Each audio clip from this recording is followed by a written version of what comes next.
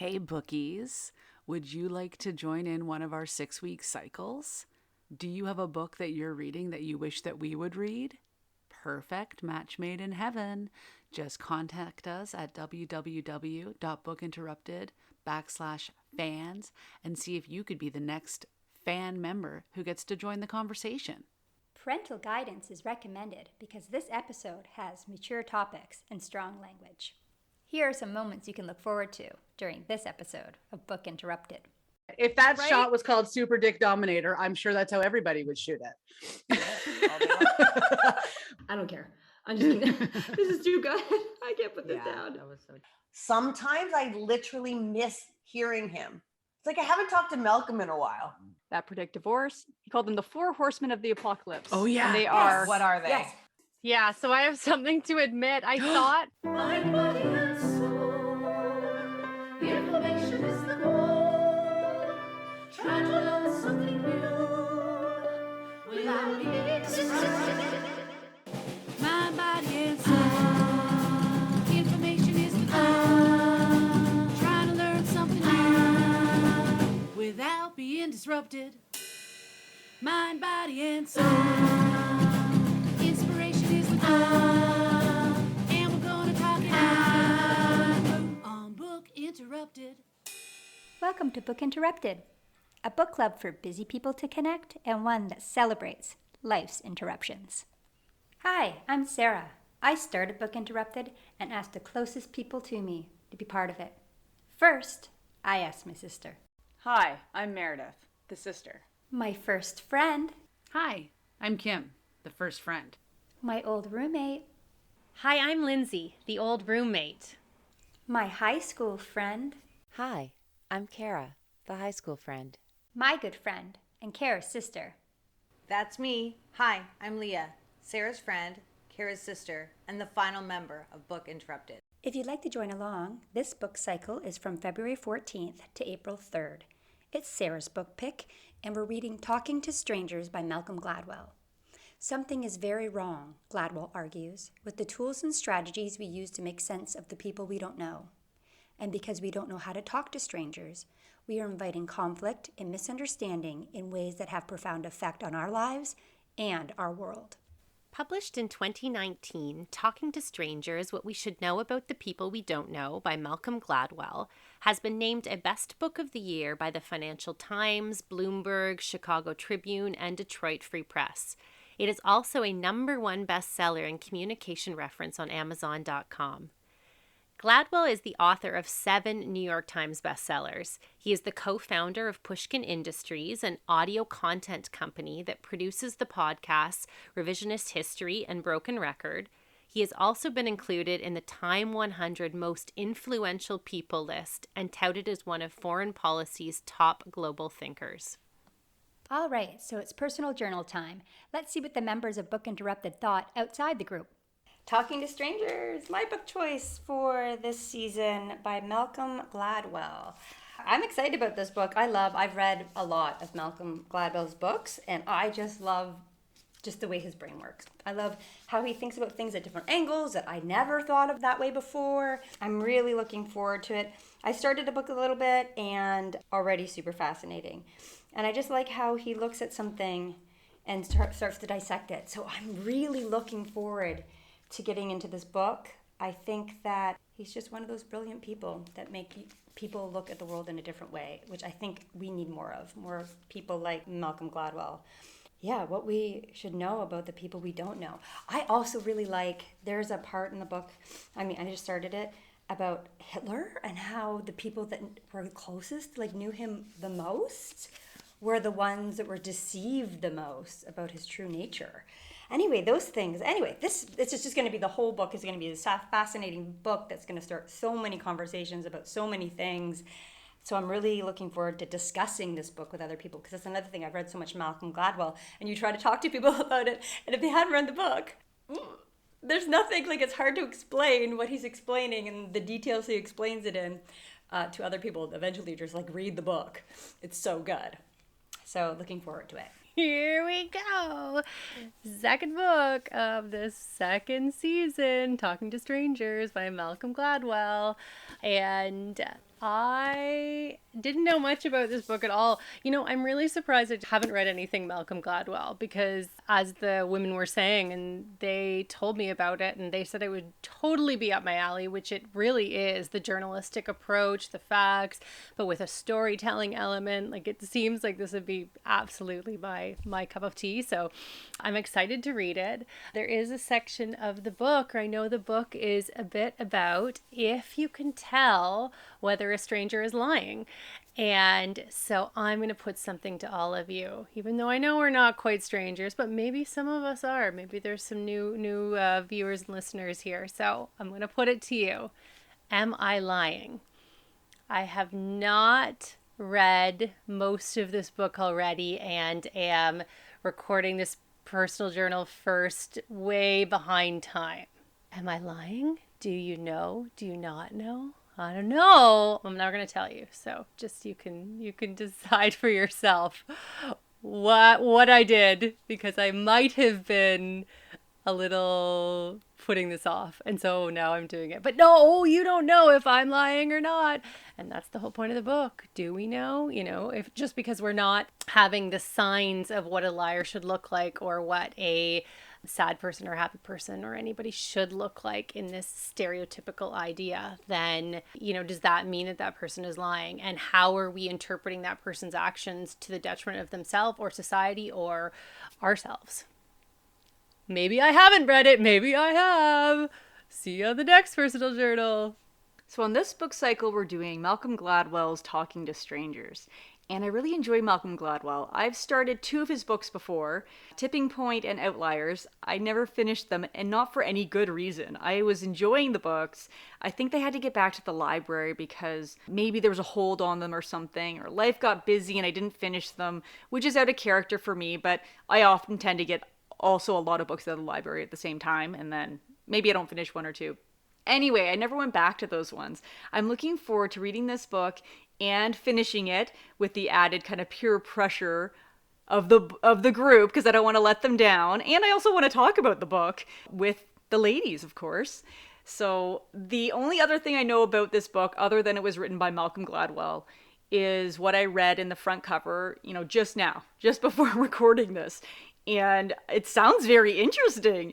It's about communication, essentially, how we interpret or misinterpret what strangers think or whatever. I love this kind of stuff, how it causes conflict in our lives. And there's so much conflict in our lives right now, especially with, oh man, like you talk to people so often where people are having conflicts about vaccines and stuff like that and the coronavirus. And it's just a hard time for people misinterpreting each other. There's such division right now, it seems. So maybe this is just what the doctor ordered. Maybe a little bit of understanding of what other people think or mean. Okay.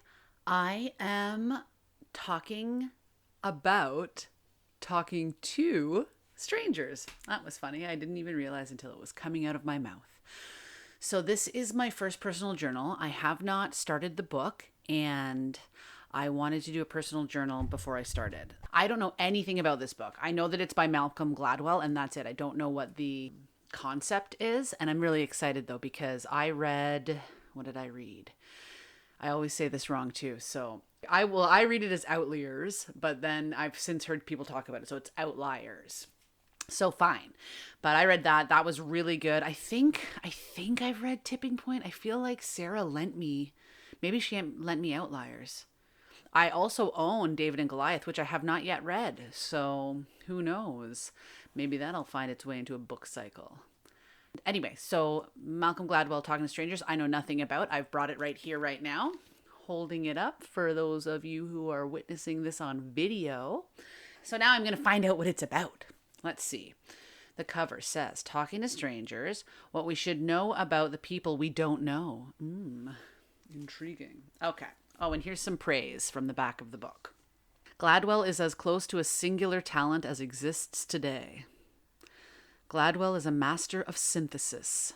This perennially best-selling author prides himself on radical rethinking and urges the rest of us to follow suit. Well, this isn't telling me anything about the book.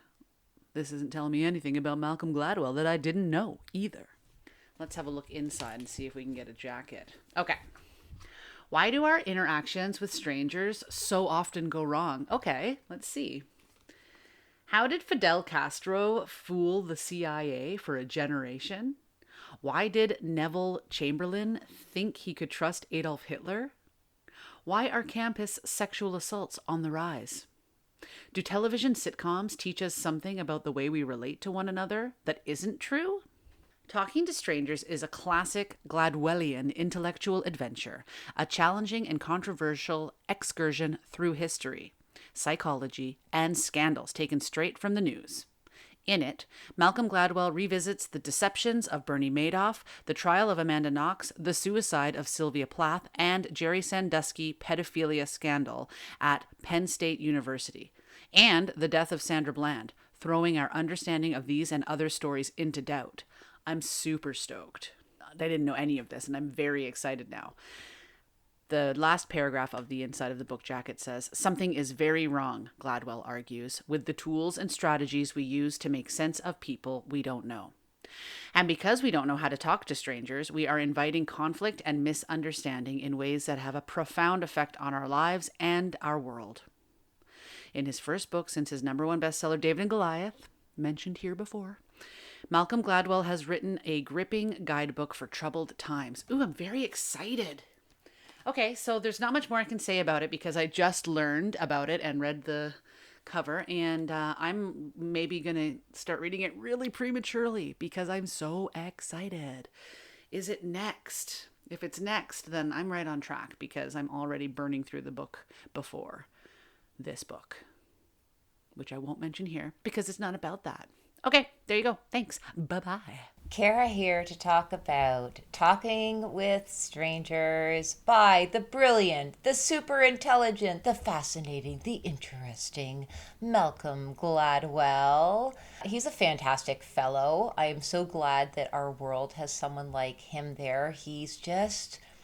gosh, the way his perspectives, the way that he understands people in the world. I love his podcast, Revisionist History. He's just a cool dude with cool ideas. So yes, please, I can't wait to read this book. I'd also like to take this opportunity to do a shout out to two special people in my life. First of all, my mother, Ruth McBean, and one of my besties, Stacey Harris.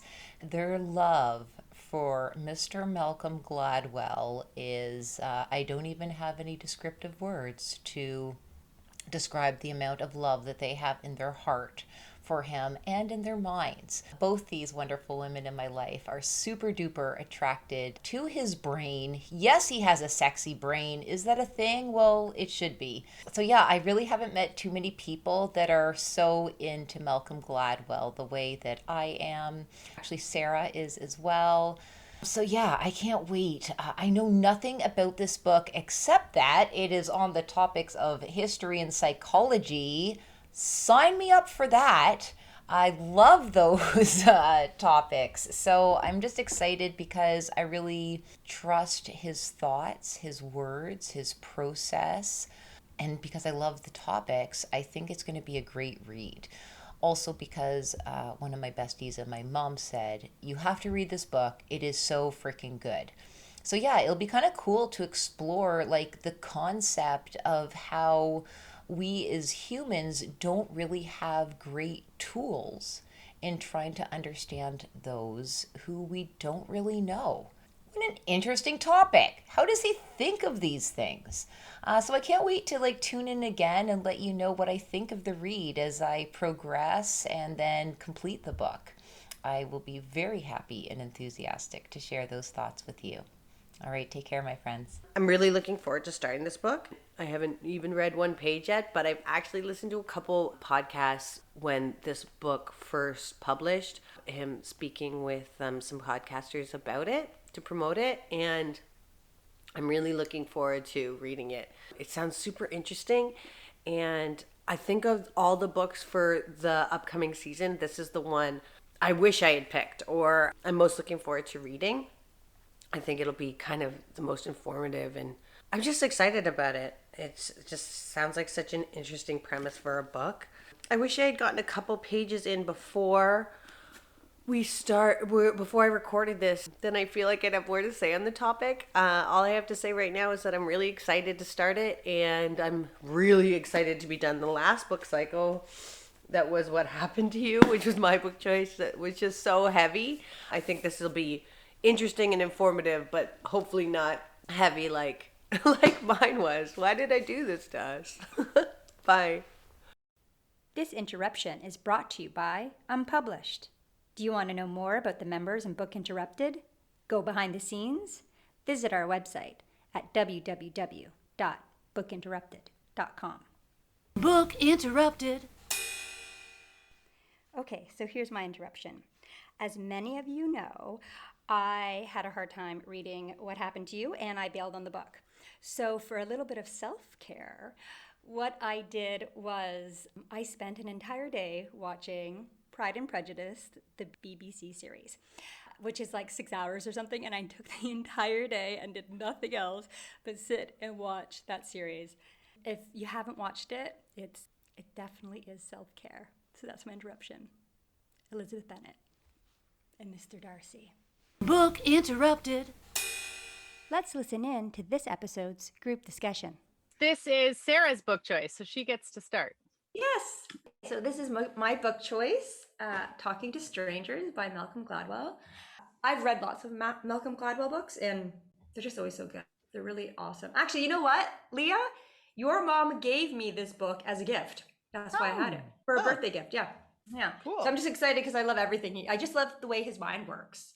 Do you know what I mean? Like, he points out things that you don't really think about and then backs it up with research. And anyway, I just really like him.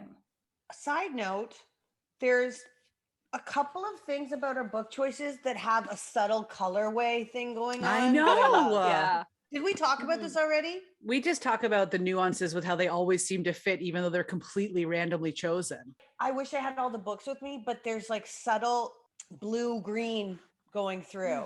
Weird. Except I for do. one of them. I have the books. Yeah, there's one that I was like, well, get out of here. Yeah, get it. Oh, burnt out. That's what it was. I was like, Kara. what are you doing in this? See? Yeah, and so what I do when we get the new books, I order them all at once, and they arrive, and I put them together, and I was like, oh, I don't like how this looks in this group. I was all mad at it. Yeah.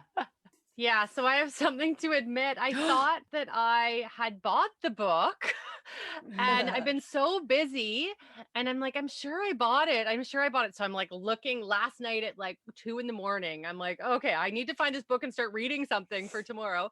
So I'm tearing up the hole and the dog's there and the dog's like, what the frig are you doing? And all this stuff. I can't find the books. And I looked in like Amazon, I looked at Indigo, and I looked at all these places I would have bought the book. And I don't think I bought the book. Oh, you're probably so Sorry, exhausted. guys. Yeah, so I will buy the book and I will read it. I did do some research last night at 2 a.m. being on my phone, being like, oh, if I can't read something, I better write. I haven't started reading it yet. Yeah, that's I okay. only started right? 2 days ago. I'm only a couple chapters in too, but I think my first group, well, I guess my first personal journal I do before I read, and I say what I think I'm going to think. Okay, good. Oh, That's what I usually do too. interesting. Yeah, we all do it differently. Yeah, well, Sometimes I it's liked it hard. this time because then I could do all my first personal journals right away and batch them off, and I know that I've got that deadline met before we even get to the book. That's smart. Look at you. Yeah, And I actually, kinda like the living and ins outs of learning. how everyone does their podcast differently. Like I do my intro and personal journal blind. Aside from I can do this. Yeah, That's you have it. Like I don't know. I've read nothing, which is I- interesting. Lindsay, I've always noticed, does research about everything. That's Meredith's neat. probably read it twice already. Yeah. I love your face. And Kara, I know, That could loves happen. a batch of everything. Yeah, and I just started, just enough so I have something to talk about, but not so much that giving things away. But the only one I actually read a lot of before our intro was From the Ashes, but only because I couldn't put it down. I was like, it was a couple days before, like normal. I was reading a couple chapters, and I was just like, I don't care. I'm just kidding. This is too good. I can't put this down. That was so cheap. Yeah. This is why, like Kim, I try to do my first personal journal before reading it, or I might read the intro and be like, this is what I think I'm expecting and what I hope how I'm going to experience the book too. Because otherwise, once I start reading, And then it's Who hard to knows? make Who knows? 3 like distinctly different journals. because I used to read it. I used to do everything. I realized it was a big mistake, right? Like I'd be doing all of my journals after reading the book, and then I'd have to pretend like I hadn't read the book yet. I'd be like, well, this book looks like it might be good. I don't know. But I was just lying. I do know. Great. So in my research, I did find some things about Malcolm Gladwell, which I found interesting. So I figured I'd share with everybody. In 2005, Gladwell was named by Time one of the 100 most influential people. And he grew up in a Mennonite community in Elmira, Ontario. He was born in England. Then he grew up there, and then he was looking for jobs, and he ended up in the States. And that's how he started working for all the different newspapers and stuff there. And in 2011, he was given the Order of Canada, the second highest honor for merit in the systems of order, decorations, and medals in Canada. So he has the Order of Canada, which I thought was really interesting as well. Wow. But I would love to hear. So I know he does a podcast that I think most of you listen to, and I've never listened to, called The Revisionist History. I've listened to it. Would you please tell me a bit about it?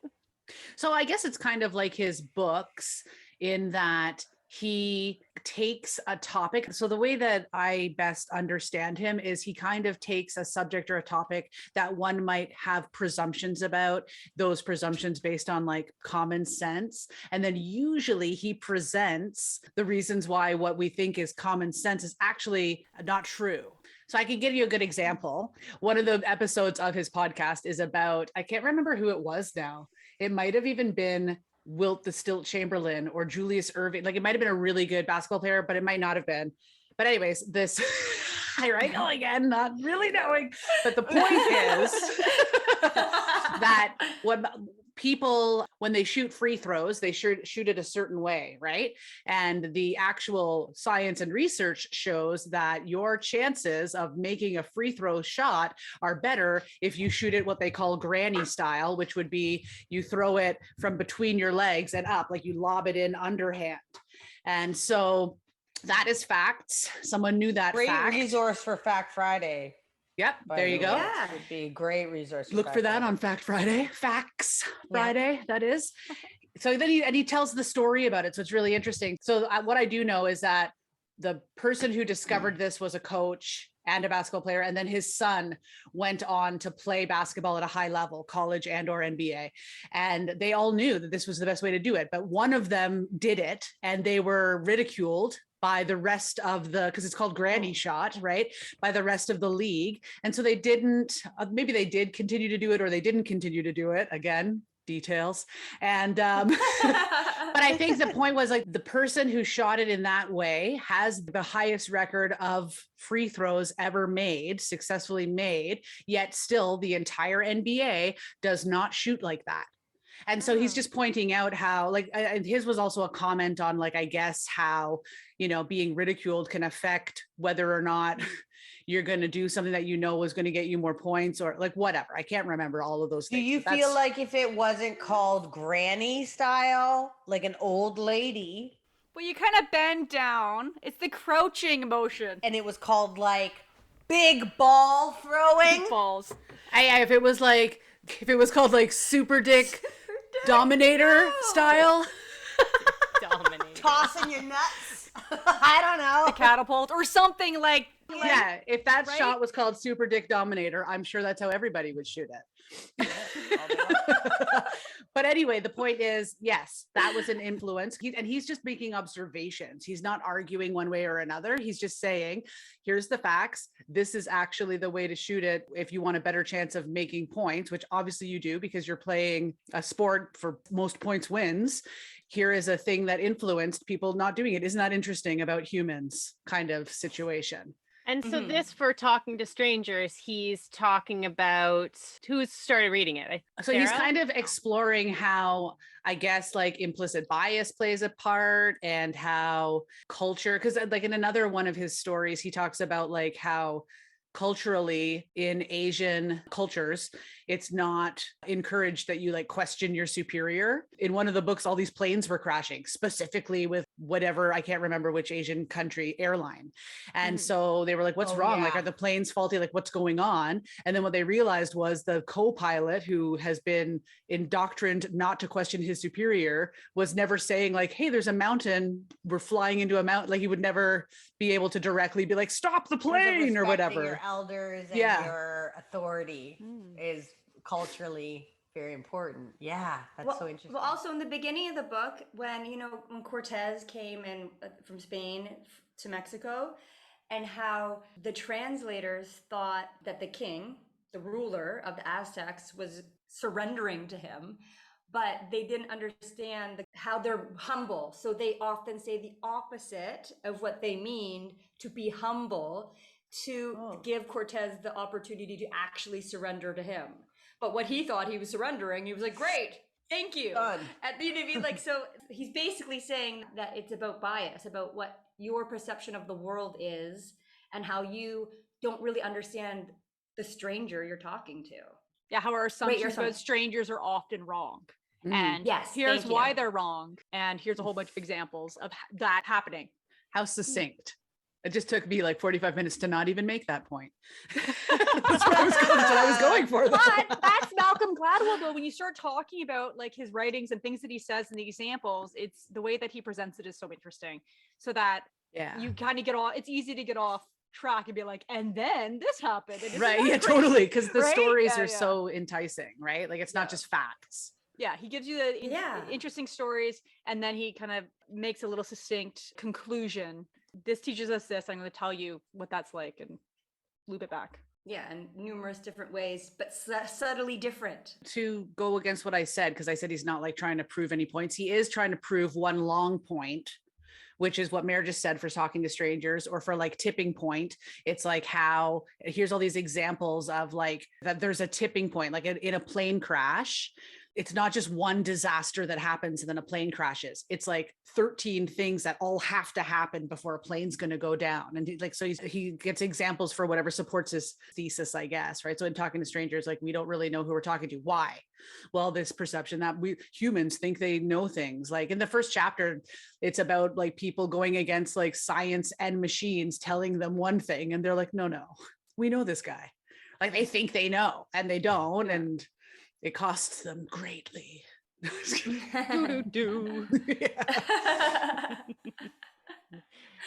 always interesting. And his voice, like his he's got a great voice. Yeah, like to read. It's very, I don't know if it's conversation. So you should get this on Audible if you are traveling a lot. Does he do the audiobook? Yeah, I don't know if he reads his own. Apparently, yeah. Actually, I'm going to let you know now. I read it. They do actually. It says in the audiobook that the actual transcripts of some of the court cases and different things are in the audiobook, as well as like interviews with the people. From what I think that's what I read. Yeah, that would make it more like textured or layered in interesting ways.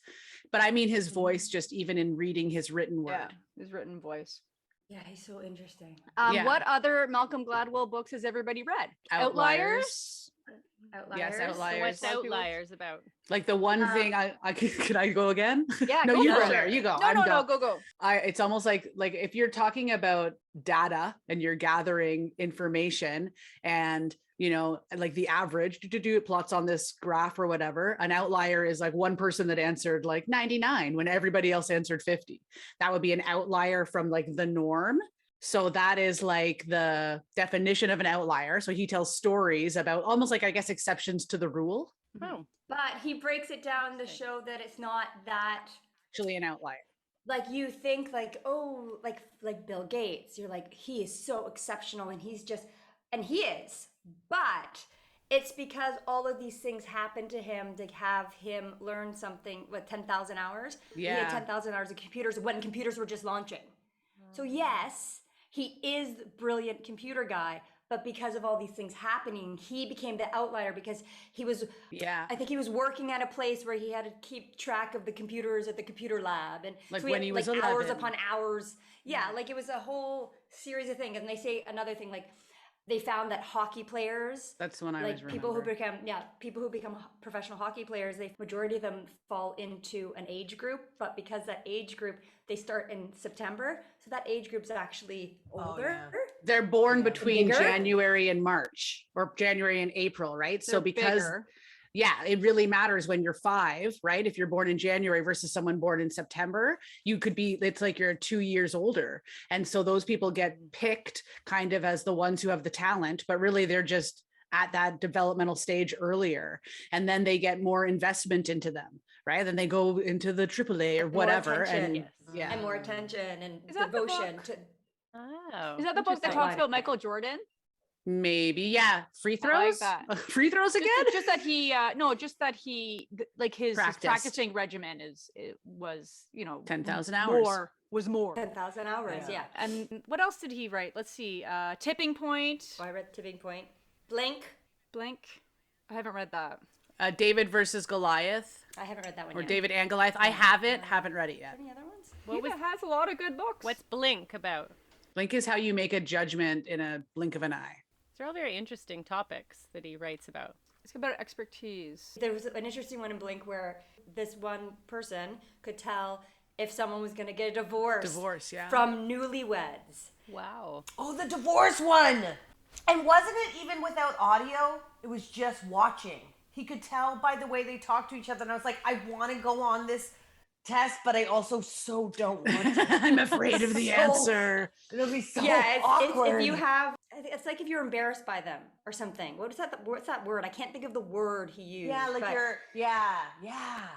not embarrassed, but like, okay, like one example. And the one always shushes the other one because they're too loud. Oh. And B never shushes me, and I am too loud. So it's true love. And it's a fact. I can't remember the word, but it's kind of like embarrassment. It was an emotion that you wouldn't think would cause. Yeah. It wasn't shame. Would cause and divorce. And it was like I'm ruining it. Anyway. I know. It was such a great. Lindsay, you'd probably really, really like it because it's all like researchy and interesting stories and not self-helpy. Great. Yeah, it's a great podcast. It's just not fiction. That's the only thing that I think I heard you say you'd and like he has to a read. great feel like you're like, oh, that's my friend Malcolm. It's he true. has this like friendliness and warmth. Sometimes I literally miss hearing him. It's like I haven't talked to Malcolm in a while. Like it sounds psychotic, but like it's like this is my buddy that lives in my ear a lot of the time, and when I don't do it for a while, I actually miss him. Okay, I looked it up. Oh, This is his thing. It says after watching thousands of couples argue at his lab, he was able to identify specific negative communication patterns that predict divorce. He called them the 4 horsemen of the apocalypse. Oh yeah. And they are What are they? Yes. criticism, contempt, defensiveness, and stonewalling. Oh. What's stonewalling? Contempt was the one. That was. I think stonewalling is like refusing to talk about something, like being like, I'm not going to discuss this. I think. Now I'm scared. Those 4 horsemen run down my hallway. I know, right? So stonewalling, contempt, and Leah's writing it down. Leah's like, I need to know. Things if I don't write it down. I love it. Criticism. If my hand doesn't move, it doesn't go in. Lindsay, I'm sending you a link of an article that summarizes it. Great, perfect. It'll be in the show notes. So criticism, contempt, defensiveness. Oh, defensiveness. And stonewalling. And we want to look up stonewalling because we're all kind of like, we think we know what it is. Yeah. Stonewalling involves refusing to communicate with another person. Intentionally shutting down during an argument, also known as a silent treatment, can be hurtful, frustrating, and harmful to the relationship. Oh, well, I don't do that one. Obviously. You do the opposite of that. I can cross that one off my list. But I got the other 3 in spades. Those 4 horsemen. I could use a little stonewalling. If you're doing it as newlyweds, though, I think that's probably the bad sign. Because everybody there's a little bit of that, but if you're doing it as newlyweds, you're doomed. If you don't like them when you're still in the honeymoon phase, that's not a good then it's just going to get worse because they're just going to settle deeper and deeper into their personality and habits as they get older. Let's face it. All right. Yeah. Another good example was him saying the statistics show pulling your goalie sooner gives you a greater chance of winning the game, but no one will do it because it's another. Because people get so angry if the puck goes in and there's no goalie. Yeah, totally. Yeah. Thank you for joining us on this episode of Book Interrupted. If you'd like to see the video highlights from this episode, please go to our YouTube channel, Book Interrupted. You can also find our videos on www.bookinterrupted.com. A book club is just a book without members. Join the community by following us on Facebook, Instagram, or sign up for exclusive content through our website at bookinterrupted.com/unpublished. We'd like to give a big shout out to our listeners. Your support makes this all possible. Thank you for the uplifting feedback and for recommending us to family and friends. We love hearing from you. Please reach out through our website at bookinterrupted.com/fans or by emailing connect@bookinterrupted.com. We appreciate you for taking time out of your busy schedule to connect with us. See you next time on Book Interrupted. Moments you can look forward to on next week's Book Interrupted. Sarah and I didn't get along when we first met. No. Ooh. I was good friends with Mare, and sometimes narcissism takes a minute to get revealed because it's often with great charisma. Next time I'm not going to believe you. You have to follow up your words with actions. Like we probably all have at some point, where you're like, right? yeah, he's just trying to be fun. No. Of course. I give you permission to be as honest as you like. I have thick skin and I will not be hurt by any of this. I'm scared. Book Interrupted. Never forget, every child matters.